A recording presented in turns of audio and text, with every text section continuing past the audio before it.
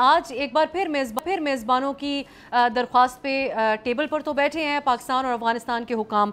उम्मीद हमें कुछ ज़्यादा नज़र तो नहीं आती है। आप समझते हैं कि तवक्को रखी जाए आज के मुज़ाकरात से भी?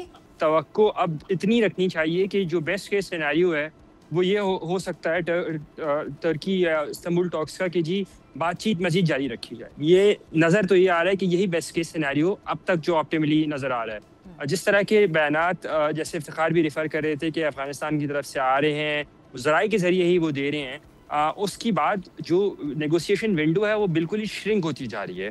हमने मीडिएटर से भी सुना जो कि अभी भी इस वक़्त भी जब मैं आपसे बात कर रहा हूँ उस वक़्त भी वो मौजूद हैं। आज 12:30 बजे इस्तांबुल के वक़्त के मुताबिक बातचीत का सिलसिला शुरू होना था। थोड़ी देर के लिए बातचीत हुई, लेकिन फिर बातचीत का सिलसिला रुक गया। कोलैप्स नहीं किया लेकिन रुक गया और ये दोनों का सिलसिला इसलिए क्योंकि दोनों तरफ जो साइड्स हैं पाकिस्तान और अफ़गानिस्तान उनकी ओवरनाइट जो डेवलपमेंट्स थी उस हिसाब से शिकायत थी।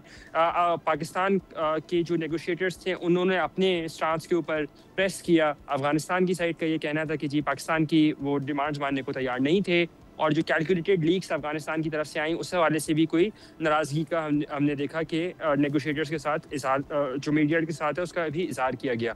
और इस वक़्त फिर थोड़ा-सा वक़्फ़ा आया उस बातचीत के दौरान और फिर मुकामी वक़्त के मुताबिक 3:45 बजे तकरीबन जो बातचीत का सिलसिला पहले शुरू हुआ तो उसके तकरीबन सवा 3 घंटे बाद फिर बातचीत का सिलसिला शुरू हो चुका है और अभी भी बातचीत का सिलसिला जारी है।